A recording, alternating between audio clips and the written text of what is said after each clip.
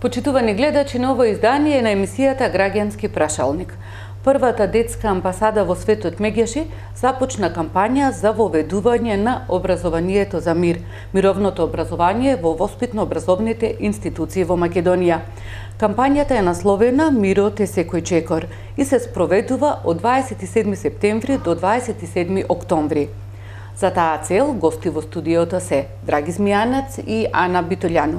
Добре дојдовте во студиото на Канал Визија, го кажавме поводот и да објасниме кампањата. Низ државава поставени се билборди и сити лајтови со слоганот "Мирот е секој чекор" на 6 локални јазици. За каква кампања всушност станува збор? Пред се ви благодарам за поканата. Со кампањата сакавме да поттикнеме јавно, поотворено, подетално, поинформативно разговарање на теми поврзани со мирот. Секако за воведување на мировното образование во формалниот образовен систем, за промислување на индивидуално ниво што секој од нас може да направи во таа насока, а истовремено да им дадеме поддршка на професорите со кои што долги години соработуваме на мировни активности во повеќе средни и основни училишта низ Македонија. Во Република Македонија се уште не е застапено мировното образование, односно образованието за мир. Какво е искуството од другите земји? Дали таму се спроведува и каков е ставот на Министерството за образование, односно Бирото за развој на образованието? Првиот чекор на градење на добри релации и односи со Министерството за образование и наука и Бирото за развој на образованието е тоа што се вклучени повеќе средни училишта во оваа програма. Партнери ни се и училиштата и професорите кои работат за градење на мирот како содржина во нивните програми. Она што во наредниот период треба да го договориме заедно со професорите е потребата да се внесе овој предмет како редовен предмет и да ги убедиме и Министерството за образование и наука и Бирото за развој за потребата. Затоа што сметаме дека доколку се воведе мировното образование, во многу ќе помогнеме не само во превенција на насилството, туку и во една поинаква сфера на вредносен систем на размислување кај младите и кај малите деца, дека градењето на културата за мирот е процес во кој сите заеднички можеме да вложуваме.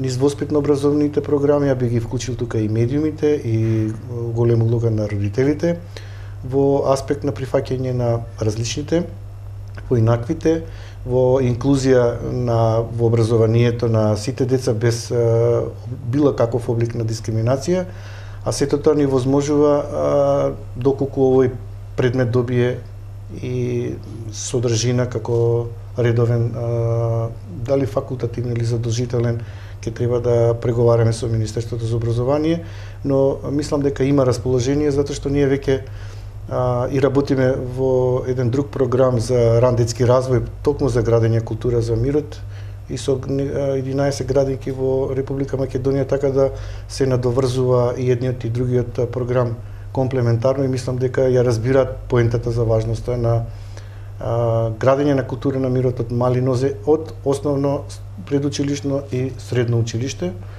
Голема поддршка ни се професорите и мислам дека тие ќе ни бидат и главните застапувачи лобисти за оваа наша активност во преговорите со Министерството за образование и наука. Споменавме дека кампањата е веќе во тек, кои се чекори се преземени, како се одвива? Кампањата е битно да свртеме внимание дека не е доволно само да го одбележуваме Меѓународниот ден на мирот, 21 септември, и декларативно да се залагаме за мир, туку заедно треба да чекориме сите кон изградба на мирот. Секој поединец е важен во тоа заедничко чекорење и институционално, и вонинституционално, и граѓанско, активистички, и родителски активизам би рекол, затоа што тоа е долг пат, посебно во мултикултурна средина како што е Македонија.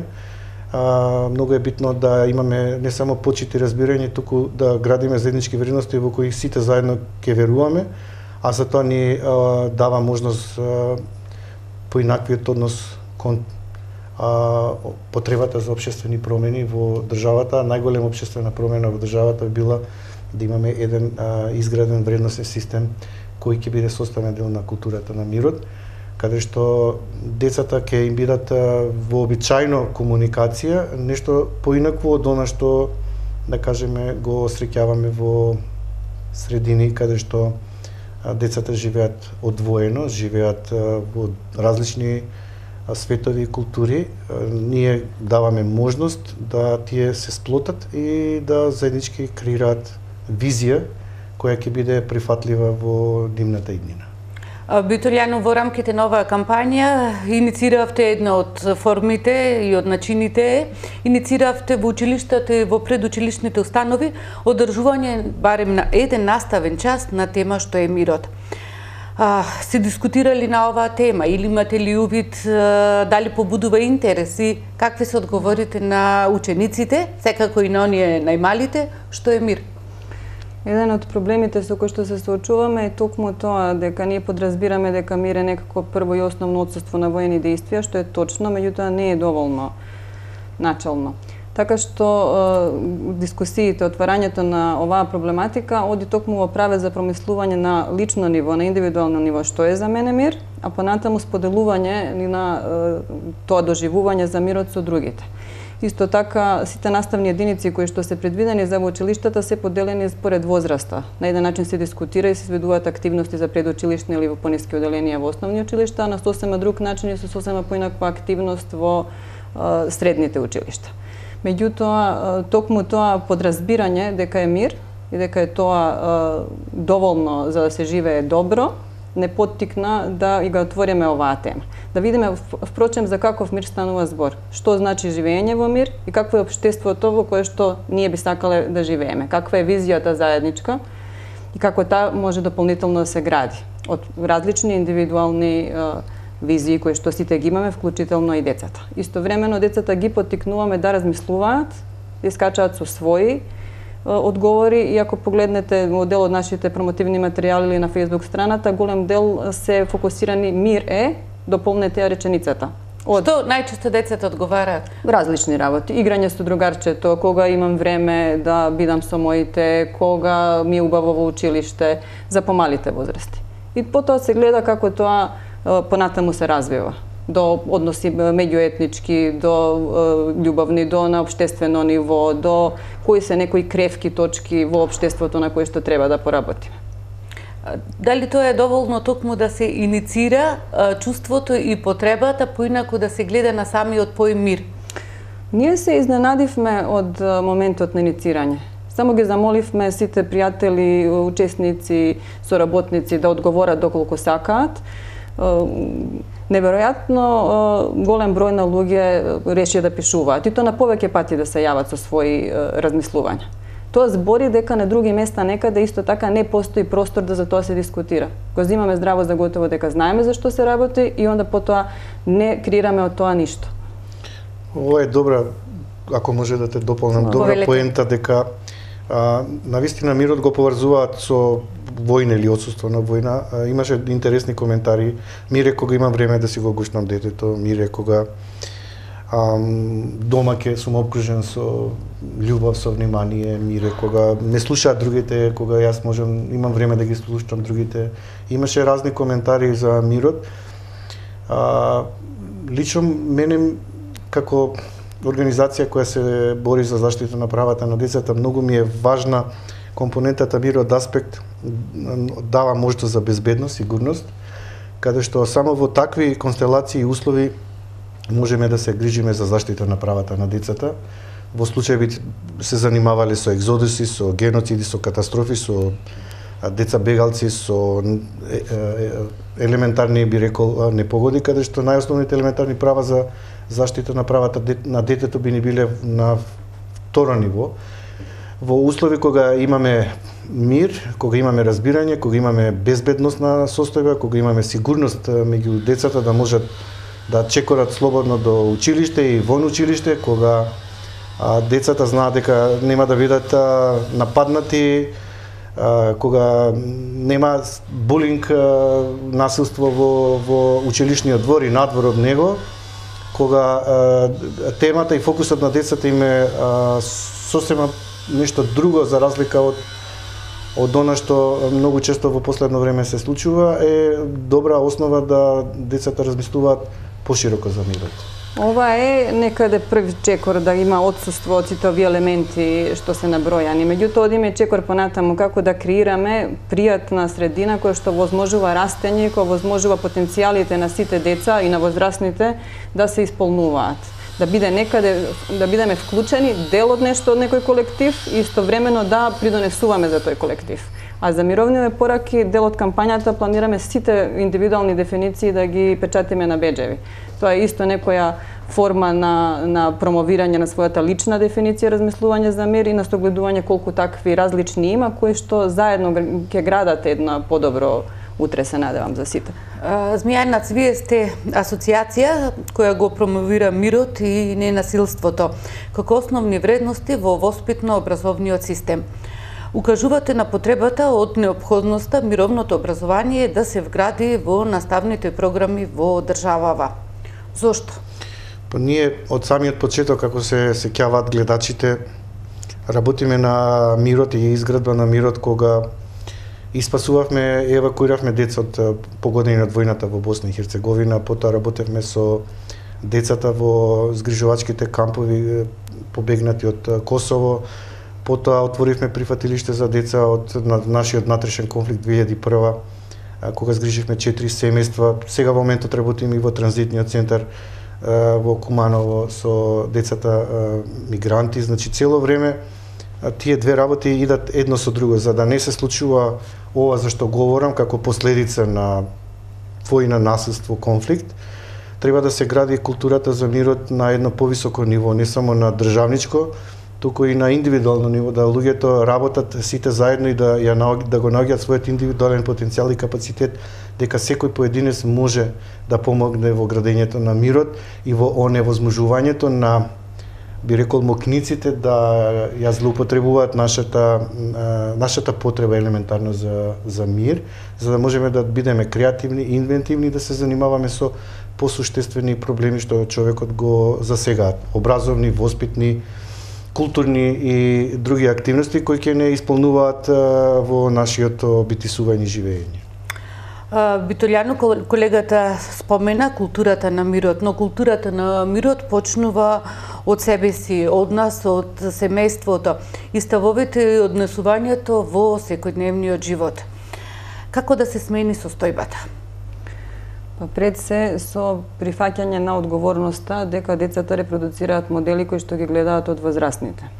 Ова што во моментов им го нудиме се нефункционални модели кои што се фокусирани на посилниот, на агресија, на напад, без чувство за друг генерално.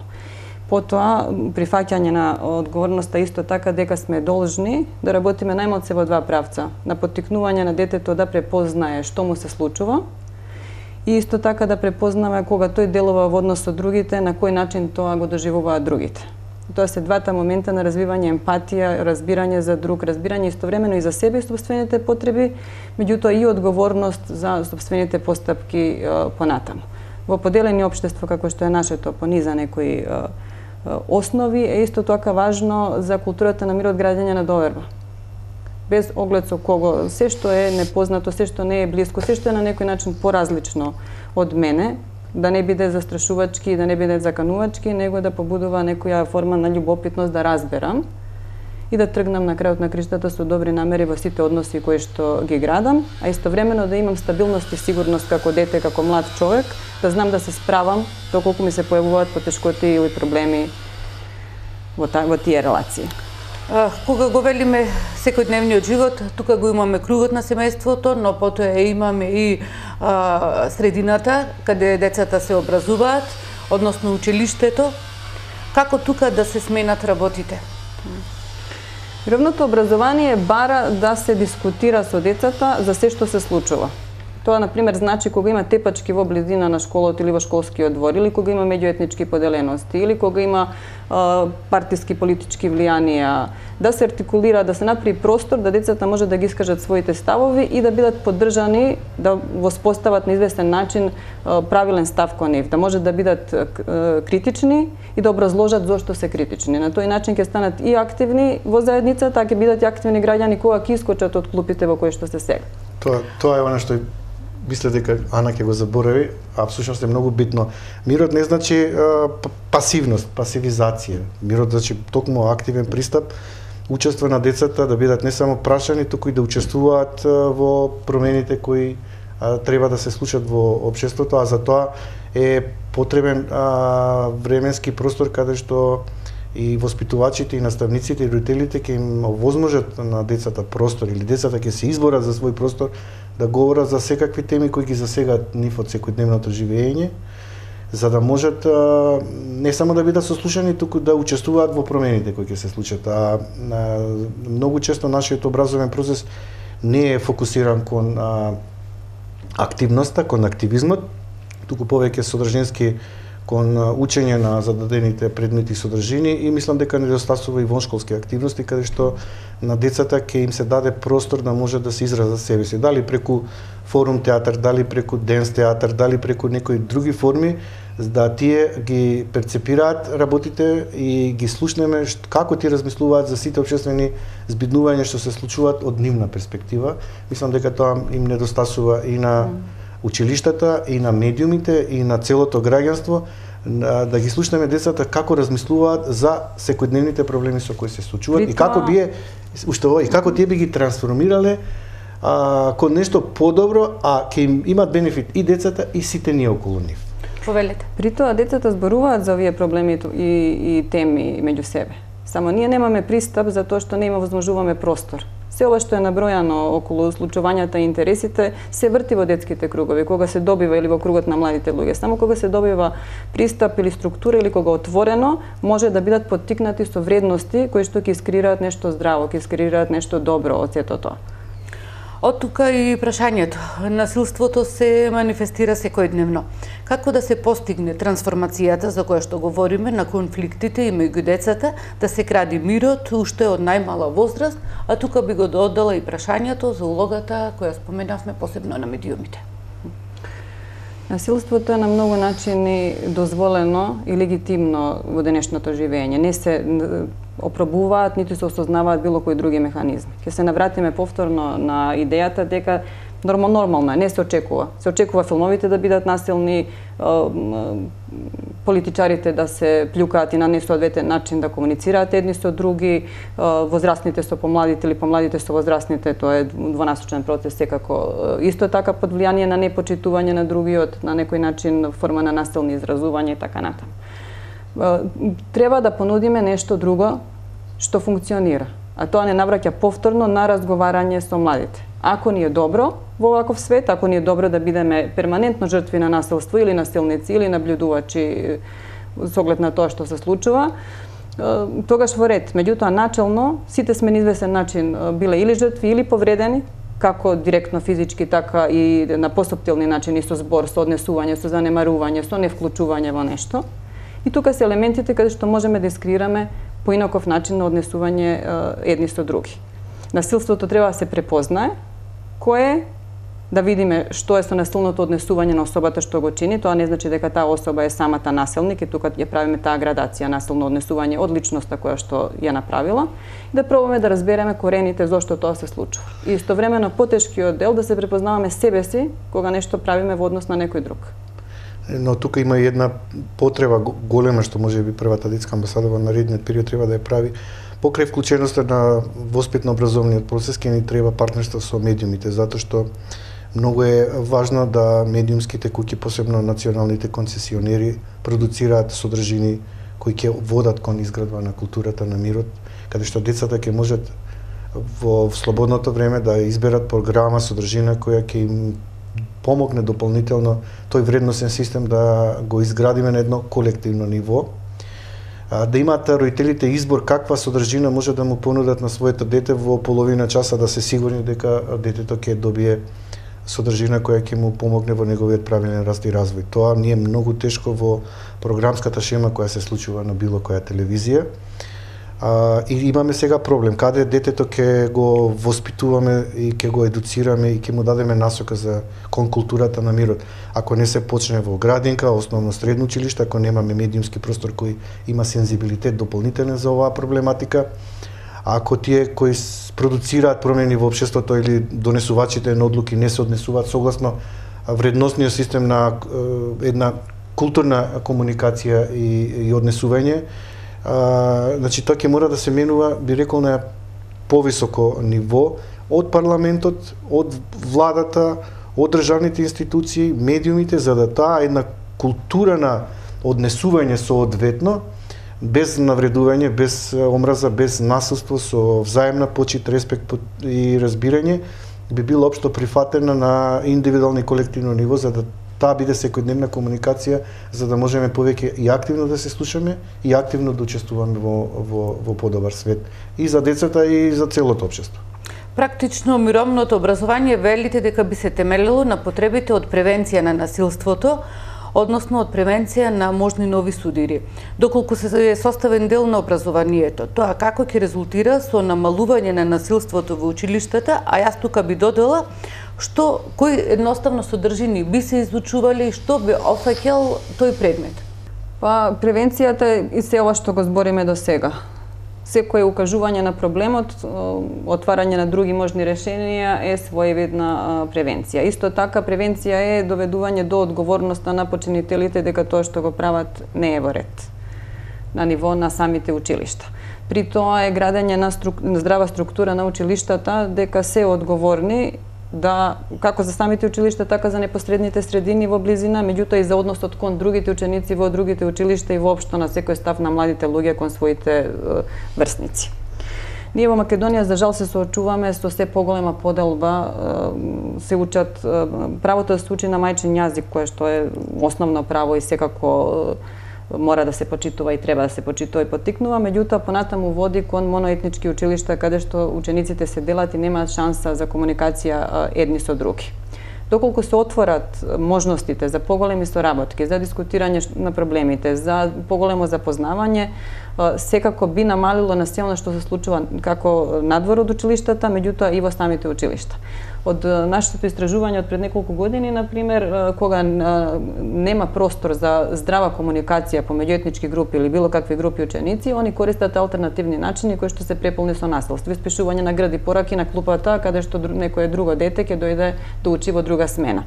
Така да ние физички, иако сме ги одвоили проблемот, не сме го решили. Ние наместо да се трудиме да правиме сигурни средини под наводници во кои што ќе бидеш сигурен само меѓу своите, ние треба да ја градиме чувството дека мојата сигурност ја гарантира другиот.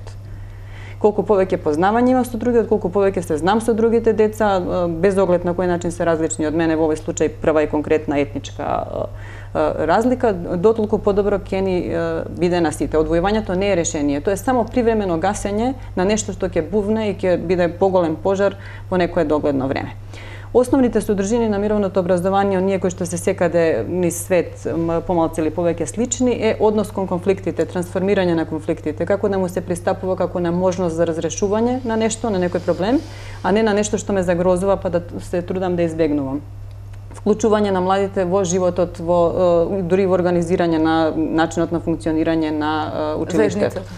Ненасилството како клучна вредност. Што год правиме, како год делуваме, тоа мора да биде на ненасилен начин, начин кој што ги почитува другите. Ме почитува и мене, меѓутоа почитува и другите кои што се во интеракција.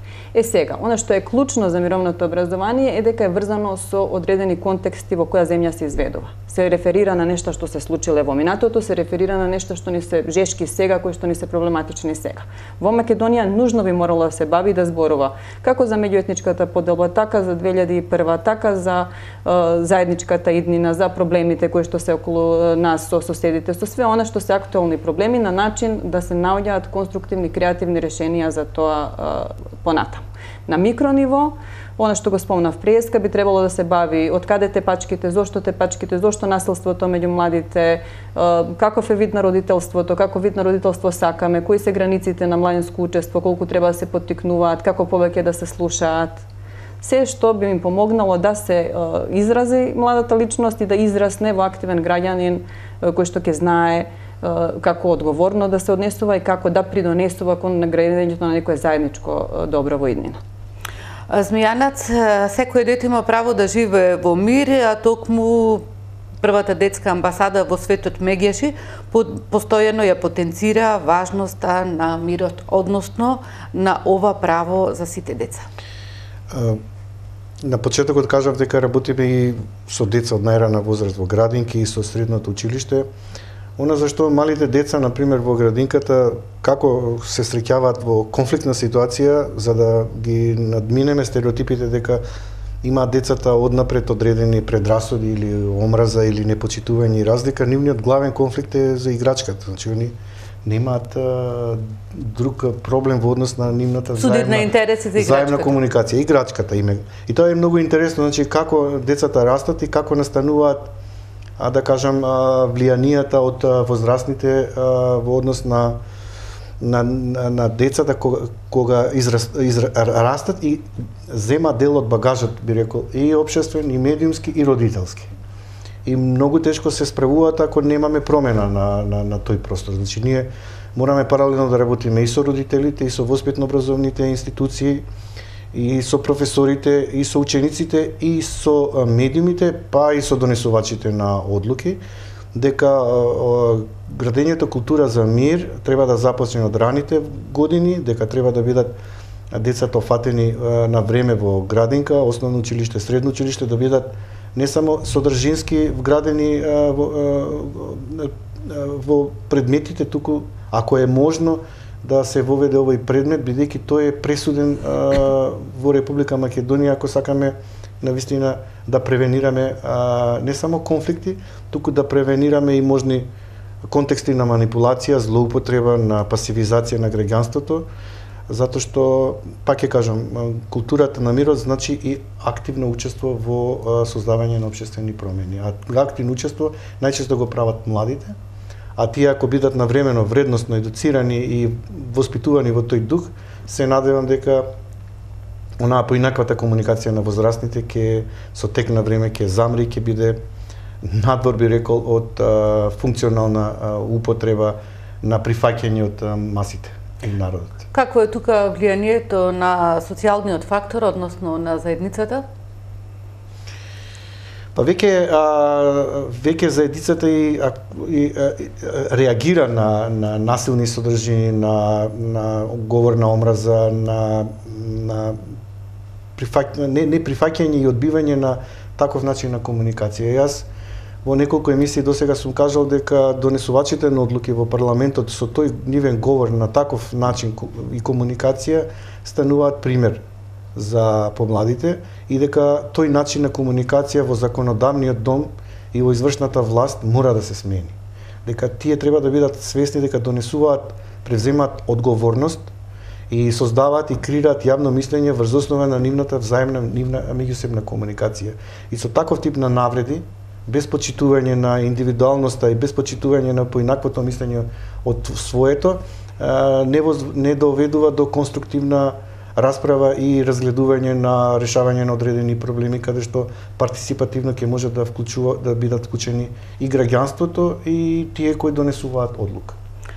Рековме дека кампањата ќе биде до 24 октомври со сите ваши активности, со сите ваши иницијативи и побудување на интересот во јавноста, преку еве и гостувањето во нашата емисија, кои ќе бидат вашите следни чекори, односно што ќе преземете понатаму и што ќе придонесе всушност во ведувањето на мировното образование, доколку оваа ваша иницијатива, оваа ваша кампања во догледно време во иднина резултира со оплот. Па најбитно е што стартувавме со слоган.